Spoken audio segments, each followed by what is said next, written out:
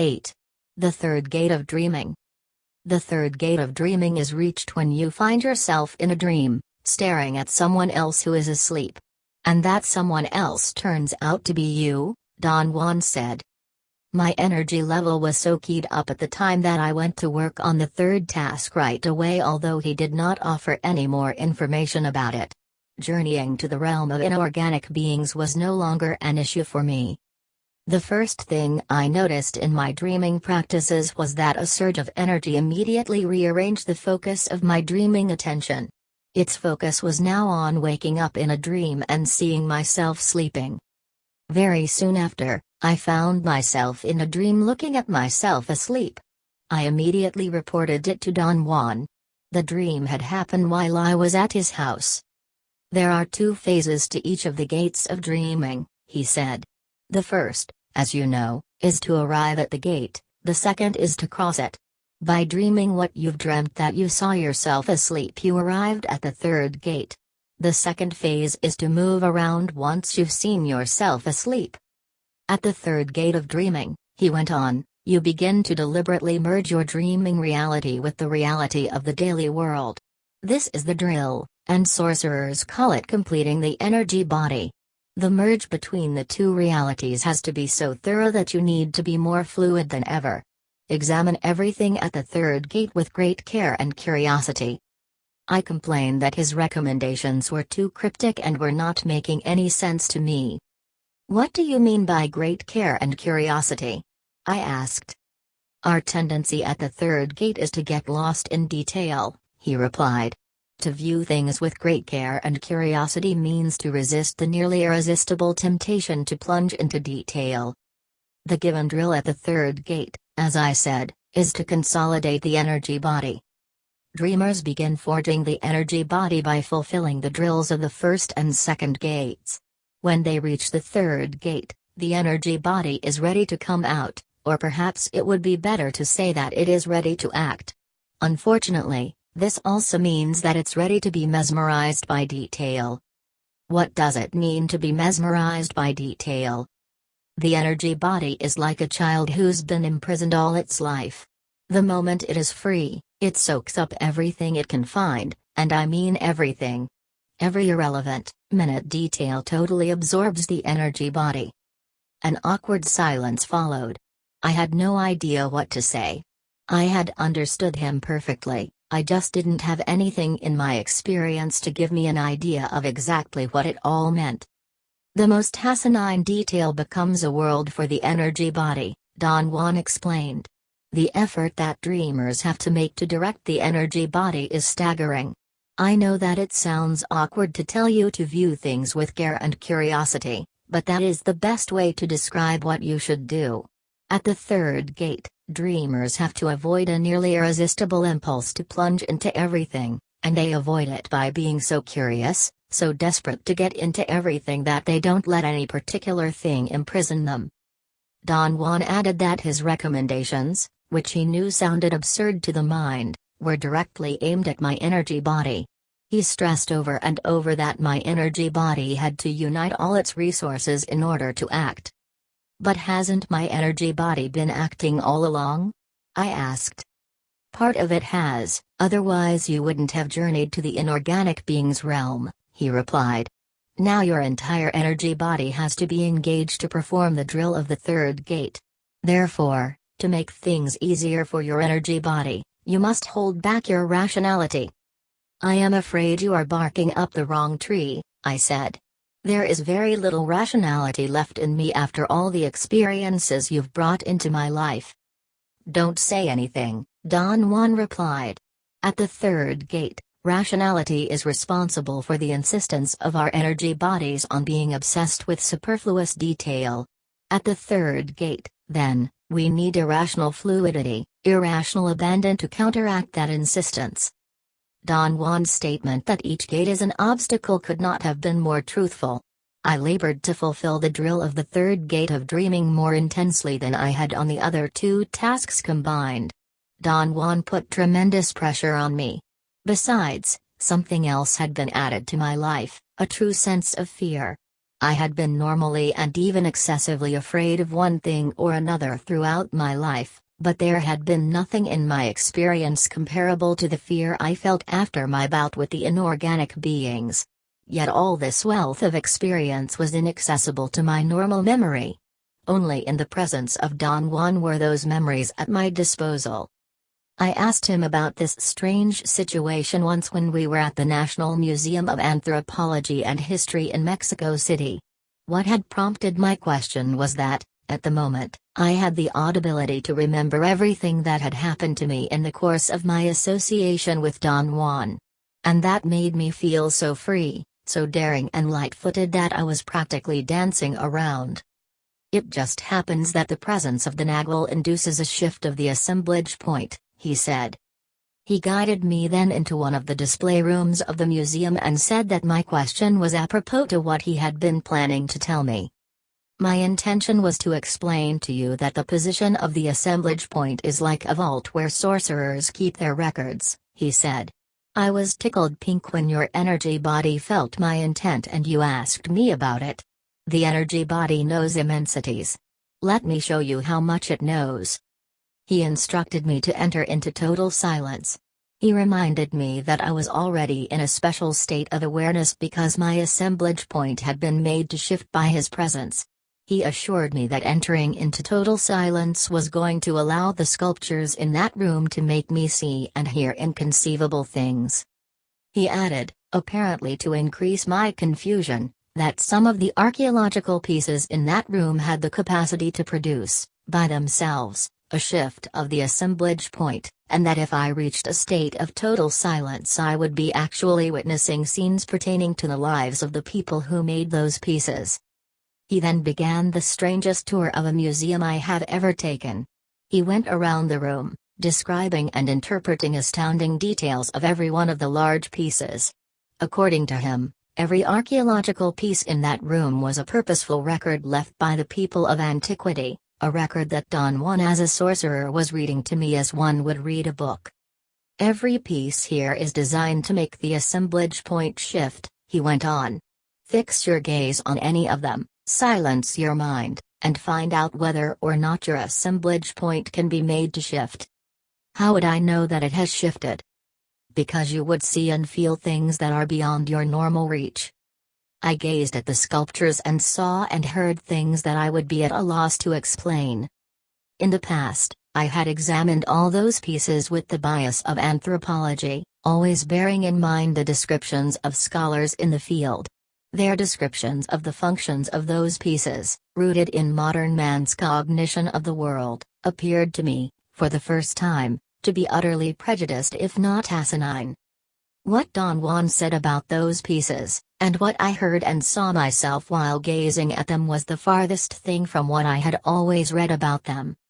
My discomfort was so great that I felt obliged to apologize to Don Juan for what I thought was my suggestibility. He did not laugh or make fun of me. He patiently explained that sorcerers were capable of leaving accurate records of their findings in the position of the assemblage point. He maintained that when it comes to getting to the essence of a written account, we have to use our sense of sympathetic or imaginative participation to go beyond the mere page into the experience itself. However, in the sorcerer's world, since there are no written pages, total records, which can be relived instead of read, are left in the position of the assemblage point. To illustrate his argument, Don Juan talked about the sorcerer's teachings for the second attention. He said that they are given when the apprentice's assemblage point is on a place other than the normal one. The position of the assemblage point becomes, in this manner, the record of the lesson. In order to play the lesson back, the apprentice has to return his assemblage point to the position it occupied when the lesson was given. Don Juan concluded his remarks by reiterating that to return the assemblage point to all the positions it occupied when the lessons were given is an accomplishment of the highest magnitude. For nearly a year, Don Juan did not ask me anything about my third dreaming task. Then one day, quite abruptly, he wanted me to describe to him all the nuances of my dreaming practices. The first thing I mentioned was a baffling recurrence. For a period of months, I had dreams in which I found myself staring at me, sleeping in my bed. The odd part was the regularity of those dreams. They happened every 4 days, like clockwork. During the other 3 days, my dreaming was what it always had been so far. I examined every possible item in my dreams, I changed dreams, and occasionally, driven by a suicidal curiosity, I followed the foreign energy scouts, although I felt extremely guilty doing this. I fancied it to be like having a secret drug addiction. The realness of that world was irresistible to me. Secretly, I felt somehow exonerated from total responsibility, because Don Juan himself had suggested that I ask the dreaming emissary about what to do to free the Blue Scout trapped among us. He meant for me to pose the question in my everyday practice, but I construed his statement to imply that I had to ask the emissary while I was in its world. The question I really wanted to ask the emissary was whether the inorganic beings had set a trap for me. The emissary not only told me that everything Don Juan had said was true but also gave me instructions on what Carol Tiggs and I had to do to liberate the scout. The regularity of your dreams is something that I rather expected, Don Juan remarked, after listening to me. Why did you expect something like that, Don Juan? Because of your relationship with the inorganic beings. That's over and forgotten, Don Juan, I lied, hoping he would not pursue the subject any further. You are saying that for my benefit, aren't you? You don't need to, I know the true story. Believe me, once you get to play with them, you are hooked. They'll always be after you. Or, what's worse yet, you'll always be after them. He stared at me, and my guilt must have been so obvious that it made him laugh. The only possible explanation for such regularity is that the inorganic beings are catering to you again, Don Juan said in a serious tone. I hurried to change the subject and told him that another nuance of my dreaming practices worth mentioning was my reaction to the sight of myself lying sound asleep. That view was always so startling that it either glued me to the spot until the dream changed, or frightened me so profoundly that it made me wake up screaming at the top of my voice. I had gotten to the point where I was afraid to go to sleep on the days I knew I was going to have that dream. You are not yet ready for a true merging of your dreaming reality and your daily reality, he concluded. You must recapitulate your life further. But I've done all the recapitulating possible, I protested. I've been recapitulating for years. There is nothing more I can remember about my life. There must be much more, he said adamantly, otherwise, you wouldn't wake up screaming. I did not like the idea of having to recapitulate again. I had done it, and I believed I had done it so well that I did not need to touch the subject ever again. The recapitulation of our lives never ends, no matter how well we've done it once, Don Juan said. The reason average people lack volition in their dreams is that they have never recapitulated and their lives are filled to capacity with heavily loaded emotions like memories, hopes, fears, etc., etc. Sorcerers, in contrast, are relatively free from heavy, binding emotions, because of their recapitulation. And if something stops them, as it has stopped you at this moment, the assumption is that there still is something in them that is not quite clear. To recapitulate is too involving, Don Juan. Maybe there is something else I can do instead. No. There isn't. Recapitulating and dreaming go hand in hand. As we regurgitate our lives, we get more and more airborne. Don Juan had given me very detailed and explicit instructions about the recapitulation. It consisted of reliving the totality of one's life experiences by remembering every possible minute detail of them. He saw the recapitulation as the essential factor in a dreamer's redefinition and redeployment of energy. The recapitulation sets free energy imprisoned within us, and without this liberated energy, dreaming is not possible. That was his statement. Years before, Don Juan had coached me to make a list of all the people I had met in my life, starting at the present. He helped me to arrange my list in an orderly fashion, breaking it down into areas of activity, such as jobs I had had, schools I had attended. Then he guided me to go, without deviation, from the first person on my list to the last one, reliving every one of my interactions with them. He explained that recapitulating an event starts with one's mind arranging everything pertinent to what is being recapitulated.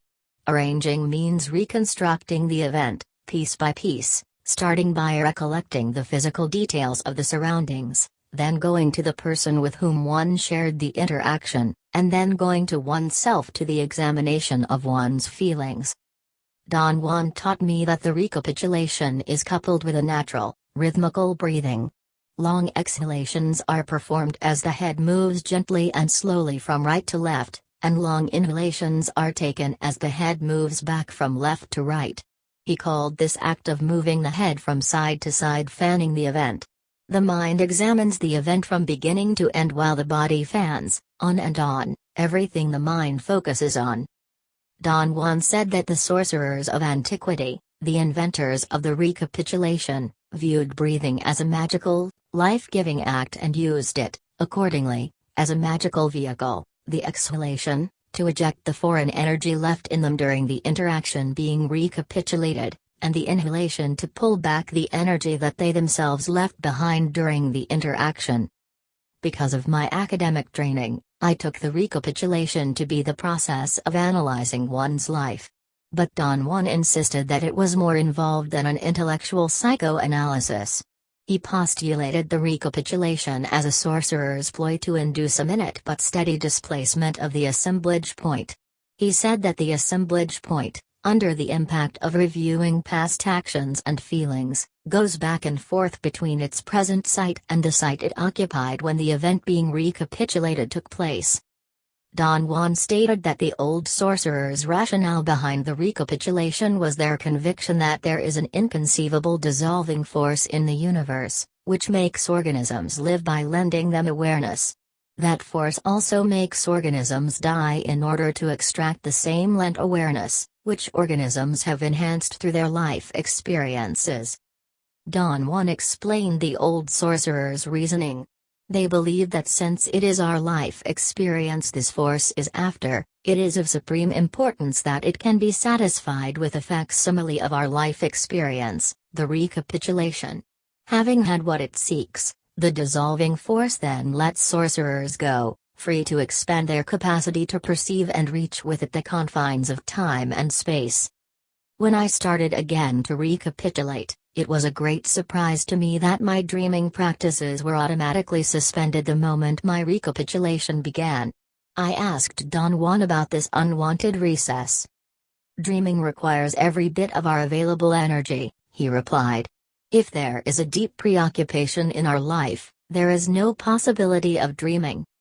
But I have been deeply preoccupied before, I said, and my practices were never interrupted. It must be then that every time you thought you were preoccupied, you were only egomaniacally disturbed, he said, laughing. To be preoccupied, for sorcerers, means that all your energy sources are taken on. This is the first time you've engaged your energy sources in their totality. The rest of the time, even when you recapitulated before, you were not completely absorbed. Don Juan gave me this time a new recapitulation pattern. I was supposed to construct a jigsaw puzzle by recapitulating, without any apparent order, different events of my life. But it's going to be a mess, I protested. No, it won't be, he assured me. It'll be a mess if you let your pettiness choose the event you are going to recapitulate. Instead, let the spirit decide. Be silent, and then get to the event the spirit points out. The results of that pattern of recapitulation were shocking to me on many levels. I was very impressed to find out that, whenever I silenced my mind, a seemingly independent force immediately plunged me into a most detailed memory of some event in my life. But it was even more impressive that the very orderly configuration resulted. What I thought was going to be chaotic turned out to be extremely effective. I asked Don Juan why he had not made me recapitulate in this manner from the start. He replied that there are two basic rounds to the recapitulation, that the first is called formality and rigidity, and the second fluidity. I had no inkling about how different my recapitulation was going to be this time. The ability to concentrate, which I had acquired by means of my dreaming practices, permitted me to examine my life at a depth I would never have imagined possible. It took me over a year to view and review all I could about my life experiences. At the end, I had to agree with Don Juan. There had been immensities of loaded emotions hidden so deeply inside me as to be virtually inaccessible. The result of my second recapitulation was a new, more relaxed attitude. The very day I returned to my dreaming practices, I dreamt I saw myself asleep. I turned around and daringly left my room, penuriously going down a flight of stairs to the street. I was elated with what I had done and reported it to Don Juan. My disappointment was enormous when he did not consider this dream part of my dreaming practices. He argued that I had not gone to the street with my energy body, because if I had I would have had a sensation other than walking down a flight of stairs. "What kind of sensation are you talking about, Don Juan?" I asked, with genuine curiosity. "You have to establish some valid guide to find out whether you are actually seeing your body asleep in your bed," he said instead of answering my question. "Remember, you must be in your actual room, seeing your actual body. Otherwise, what you are having is merely a dream. If that's the case, control that dream, either by observing its detail or by changing it." I insisted he tell me more about the valid guide he had referred to, but he cut me short. "Figure out a way to validate the fact that you are looking at yourself," he said. "Do you have any suggestions as to what can be a valid guide?" I insisted. "Use your own judgment. We are coming to the end of our time together. You have to be on your own very soon." He changed the subject then, and I was left with a clear taste of my ineptitude. I was unable to figure out what he wanted or what he meant by a valid guide. In the next dream, in which I saw myself asleep, instead of leaving the room and walking down the stairs, or waking up screaming, I remained glued, for a long time, to the spot from which I watched. Without fretting or despairing, I observed the details of my dream. I noticed then that I was asleep wearing a white t-shirt that was ripped at the shoulder. I tried to come closer and examine the rip, but moving was beyond my capabilities. I felt a heaviness that seemed to be part of my very being. In fact, I was all weight. Not knowing what to do next, I instantly entered into a devastating confusion. I tried to change dreams, but some unaccustomed force kept me staring at my sleeping body. In the midst of my turmoil, I heard the dreaming emissary saying that not having control to move around was frightening me to the point that I might have to do another recapitulation. The emissary's voice and what it said did not surprise me at all. I had never felt so vividly and terrifyingly unable to move. I did not, however, give in to my terror. I examined it and found out that it was not a psychological terror but a physical sensation of helplessness, despair, and annoyance. It bothered me beyond words that I was not capable of moving my limbs. My annoyance grew in proportion to my realization that something outside me had me brutally pinned down. The effort I made to move my arms or legs was so intense and single-minded that at one moment I actually saw one leg of my body, sleeping on the bed, flung out as if kicking. My awareness was then pulled into my inert, sleeping body, and I woke up with such a force that it took more than half an hour to calm myself down. My heart was beating almost erratically. I was shivering, and some of the muscles in my legs twitched uncontrollably. I had suffered such a radical loss of body heat that I needed blankets and hot water bottles to raise my temperature. Naturally, I went to Mexico to ask Don Juan's advice about the sensation of paralysis, and about the fact that I really had been wearing a ripped t-shirt, thus, I had indeed seen myself asleep. Besides, I was deadly afraid of hypothermia. He was reluctant to discuss my predicament. All I got out of him was a caustic remark. "You like drama," he said flatly. "Of course you really saw yourself asleep. The problem is that you got nervous because your energy body has never been consciously in one piece before. If you ever get nervous and cold again, hold on to your dick. That will restore your body temperature in a jiffy and without any fuss." I felt a bit offended by his crassness. However, the advice proved effective. The next time I became frightened, I relaxed and returned to normal in a few minutes, doing what he had prescribed. In this manner, I discovered that if I did not fret and kept my annoyance in check, I did not panic. To remain controlled did not help me move, but it certainly gave me a deep sensation of peace and serenity. After months of useless efforts at walking, I sought Don Juan's comments once again, not so much for his advice this time but because I wanted to concede defeat. I was up against an impassable barrier, and I knew with indisputable certainty that I had failed. "Dreamers have to be imaginative," Don Juan said with a malicious grin. "Imaginative you are not. I didn't warn you about having to use your imagination to move your energy body because I wanted to find out whether you could resolve the riddle by yourself. You didn't, and your friends didn't help you either." In the past, I had been driven to defend myself viciously whenever he accused me of lacking imagination.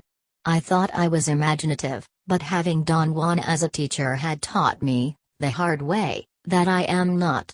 Since I was not going to engage my energy in futile defenses of myself, I asked him instead, "What is this riddle you are talking about, Don Juan?" "The riddle of how impossible and yet how easy it is to move the energy body. You are trying to move it as if you were in the daily world. We spend so much time and effort learning to walk that we believe our dreaming bodies should also walk.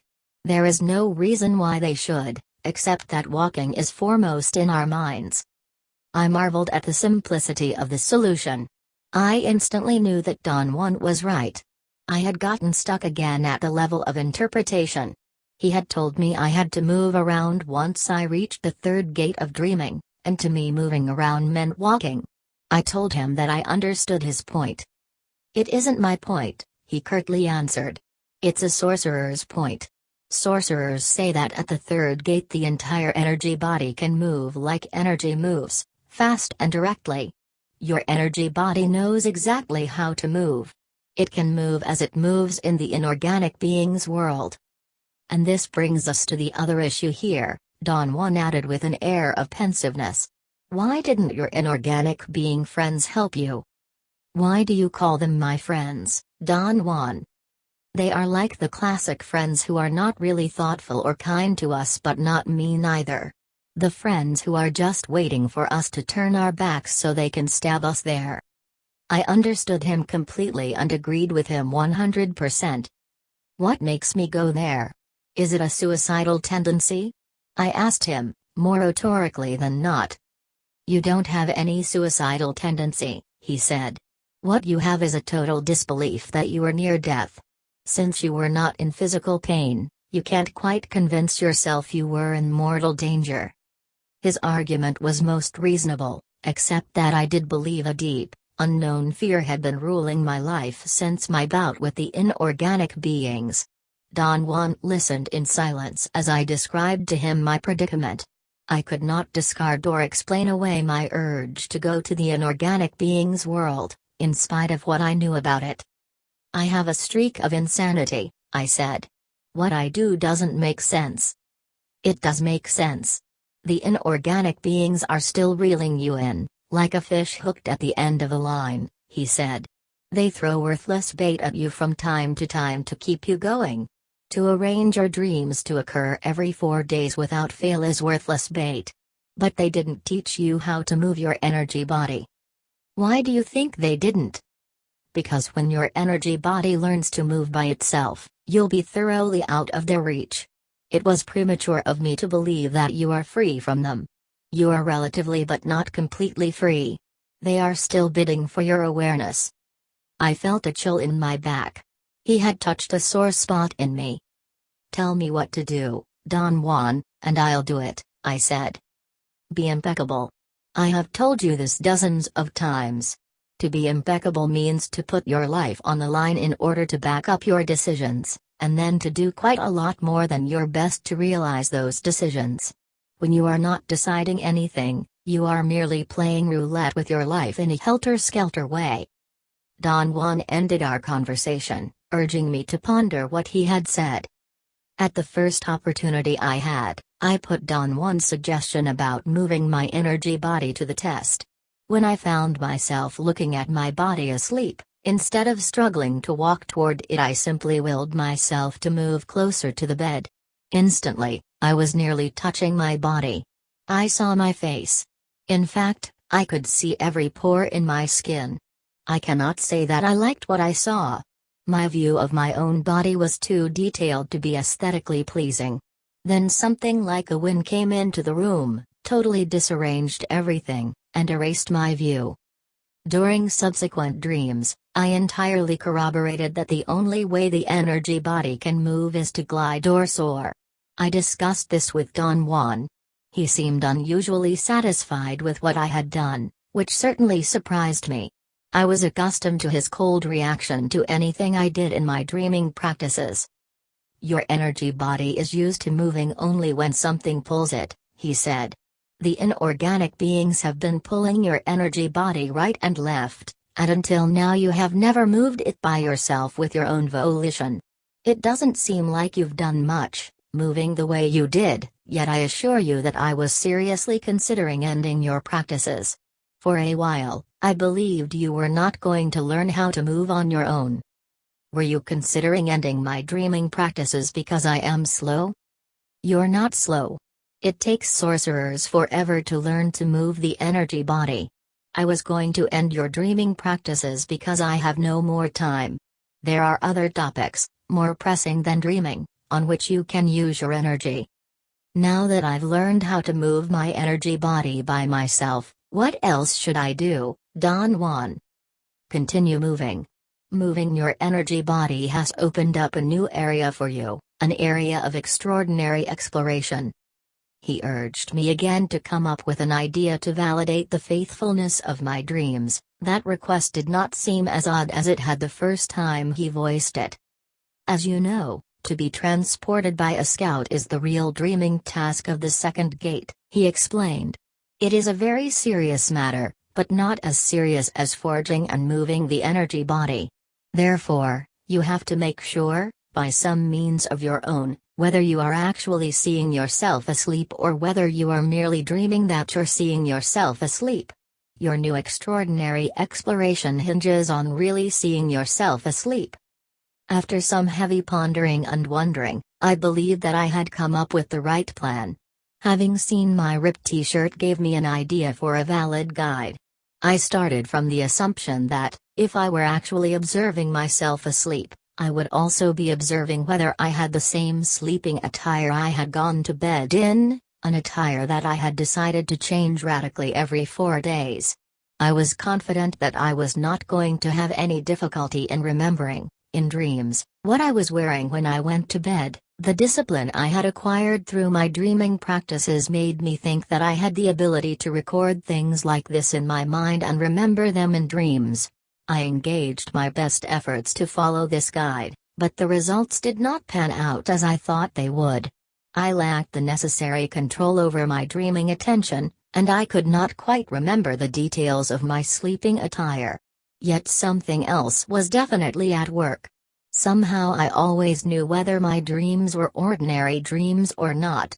The outstanding aspect of the dreams that were not just ordinary dreams was that my body lay asleep in bed while my consciousness observed it. A notable feature of these dreams was my room. It was never like my room in the daily world but an enormous empty hall with my bed at one end. I used to soar over a considerable distance to be at the side of the bed where my body lay. The moment I was next to it, a wind-like force used to make me hover over it, like a hummingbird. At times the room used to vanish, disappear piece by piece until only my body and the bed were left. At other times, I used to experience a complete loss of volition. My dreaming attention seemed then to function independently of me. Either it was completely absorbed by the first item it encountered in the room or it seemed unable to decide what to do. In those instances, I had the sensation that I was helplessly floating, going from item to item. The voice of the dreaming emissary explained to me once that all the elements of the dreams, which were not just commonplace dreams, were really energy configurations different from those of our normal world. The emissary's voice pointed out that, for example, the walls were liquid. It urged me then to plunge into one of them. Without thinking twice, I dived into a wall as if I were diving into a huge lake. I did not feel the water-like wall. What I felt was not a physical sensation of plunging into a body of water either. It was more like the thought of diving and the visual sensation of going through liquid matter. I was going, head first, into something that opened up, like water does, as I kept moving downward. The sensation of going down, head first, was so real that I began to wonder how long or how deep or how far I was diving. From my point of view, I spent an eternity in there. I saw clouds and rock-like masses of matter suspended in a water-like substance. There were some glowing, geometric objects that resembled crystals, and blobs of the deepest primary colors I had ever seen. There were also zones of intense light and others of pitch blackness. Everything went by me, either slowly or at a fast speed. I had the thought that I was viewing the cosmos. At the instant of that thought, my speed increased so immensely that everything became blurred, and all of a sudden, I found myself awake with my nose smack against the wall of my room. Some hidden fear urged me to consult with Don Juan. He listened to me, hanging on every word. "You need to do some drastic maneuvering at this point," he said. "The dreaming emissary has no business interfering with your dreaming practices. Or rather, you should not, under any conditions, permit it to do so." "How can I stop it?" "Perform a simple but difficult maneuver. Upon entering into dreaming, voice out loud your desire not to have the dreaming emissary anymore." "Does that mean, Don Juan, that I will never hear it again?" "Positively. You'll get rid of it forever." "But is it advisable to get rid of it forever?" "It most certainly is, at this point." With those words, Don Juan involved me in a most disturbing dilemma. I did not want to put an end to my relationship with the emissary, but, at the same time, I wanted to follow Don Juan's advice. He noticed my hesitation. "I know it's a very difficult affair," he conceded, "but if you don't do it, the inorganic beings will always have a line on you. If you want to avoid this, do what I said, and do it now." During my next dreaming session, as I prepared myself to utter my intent, the emissary's voice interrupted me. It said, "If you refrain from stating your request, I promise you never to interfere with your dreaming practices and talk to you only if you ask me direct questions." I instantly accepted its proposition and sincerely felt that it was a good deal. I was even relieved it had turned out this way. I was afraid, however, that Don Juan was going to be disappointed. "It was a good maneuver," he remarked and laughed. "You were sincere, you really intended to voice your request. To be sincere is all that was required. There was, essentially, no need for you to eliminate the emissary.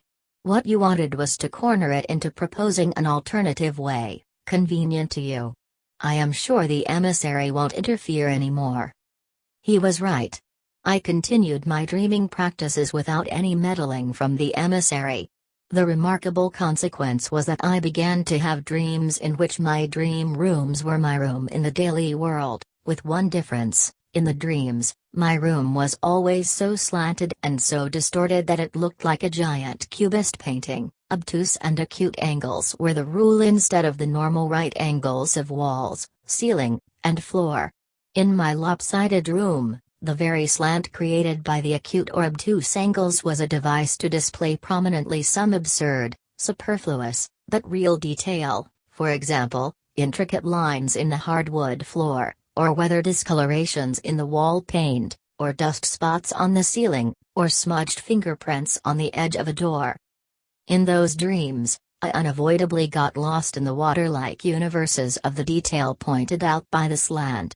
During my entire dreaming practices, the profusion of detail in my room was so immense and its pull so intense that it instantly made me dive into it. At the first free moment I had, I was at Don Juan's place, consulting him about this state. "I can't overcome my room," I said to him after I had given him the details of my dreaming practices. What gives you the idea you have to overcome it? He asked with a grin. I feel that I have to move beyond my room, Don Juan. But you are moving beyond your room. Perhaps you should ask yourself whether you are caught again in interpretations. What do you think moving means in this case? I told him walking from my room to the street had been such a haunting dream for me that I felt a real need to do it again. But you are doing greater things than that, he protested. You are going to unbelievable regions. What else do you want? I tried to explain to him that I had a physical urge to move away from the trap of detail. What upset me the most was my incapacity to free myself from whatever caught my attention. To have a modicum of volition was the bottom line for me. A very long silence followed. I waited to hear more about the trap of detail. After all, he had warned me about its dangers. You're doing fine, he finally said. Dreamers take a very long time to perfect their energy bodies. And this is exactly what's at stake here, perfecting your energy body. Don Juan explained that the reason my energy body was compelled to examine detail and get inextricably stuck in it was its inexperience, its incompleteness. He said that sorcerers spend a lifetime consolidating the energy body by letting it sponge up everything possible. Until the energy body is complete and mature, it is self-absorbed, Don Juan went on. It can't get free from the compulsion to be absorbed by everything. But if one takes this into consideration, instead of fighting the energy body as you're doing now, one can lend it a hand. How can I do that, Don Juan? By directing its behavior, that is to say, by stalking it. He explained that since everything related to the energy body depends on the appropriate position of the assemblage point, and since dreaming is nothing else but the means to displace it, stalking is, consequently, the way to make the assemblage point stay put on the perfect position, in this case, the position where the energy body can become consolidated and from which it can finally emerge. Don Juan said that the moment the energy body can move on its own, sorcerers assume that the optimum position of the assemblage point has been reached. The next step is to stalk it, that is, to fixate it on that position in order to complete the energy body. He remarked that the procedure is simplicity itself. One intends to stalk it. Silence and looks of expectation followed that statement. I expected him to say more, and he expected me to have understood what he had said. I had not. Let your energy body intend to reach the optimum dreaming position, he explained. Then, let your energy body intend to stay at that position and you will be stalking. He paused, and with his eyes urged me to consider his statement. Intending is the secret, but you already know that, he said. Sorcerers displace their assemblage points through intending, and fixate them, equally, through intending. And there is no technique for intending. One intends through usage. To have another of my wild assumptions about my worth as a sorcerer was unavoidable at that point. I had boundless confidence that something was going to put me on the right track to intend the fixation of my assemblage point on the ideal spot. I had accomplished in the past all kinds of successful maneuvers without knowing how I performed them. Don Juan himself had marveled at my ability or my luck, and I was sure this was going to be one of those instances. I was gravely mistaken. No matter what I did, or how long I waited, I had no success whatsoever in fixing my assemblage point on any spot, much less on the ideal one. After months of serious but unsuccessful struggling, I gave up. I really believed I could do it, I said to Don Juan, the moment I was in his house. I am afraid that nowadays I am more of an egomaniac than ever. Not really, he said with a smile.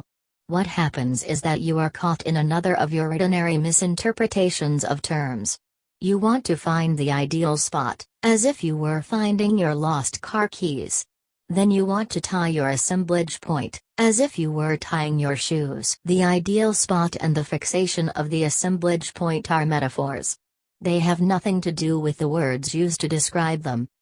He asked me then to tell him the latest events of any dreaming practices. The first thing I mentioned was that my urge to be absorbed by detail had subsided notably. I said that perhaps because I moved in my dreams, compulsively and incessantly, the movement might have been what always managed to stop me before I plunged into the detail I was observing. To be stopped in that fashion gave me the opportunity to examine the act of being absorbed by detail. I came to the conclusion that inanimate matter actually possesses an immobilizing force, which I saw as a beam of dull light that kept me pinned down. For example, many times some minute mark on the walls or in the wood lines of the hardwood floor of my room used to send a line of light that transfixed me. From the moment my dreaming attention was focused on that light, the whole dream rotated around that minute mark. I saw it enlarged perhaps to the size of the cosmos. That view used to last until I woke up, usually with my nose pressed against the wall or the wood floor. My own observations were that, in the first place, the detail was real, and, in the second place, I seemed to have been observing it while I was asleep. Don Juan smiled and said, "All this is happening to you because the forging of your energy body was completed the moment it moved by itself. I didn't tell you that, but I insinuated it. I wanted to know whether or not you were capable of finding it out by yourself, which, of course, you did." I had no idea what he meant. Don Juan scrutinized me in his usual manner. His penetrating gaze scanned my body. "What exactly did I find out by myself, Don Juan?" I was forced to ask.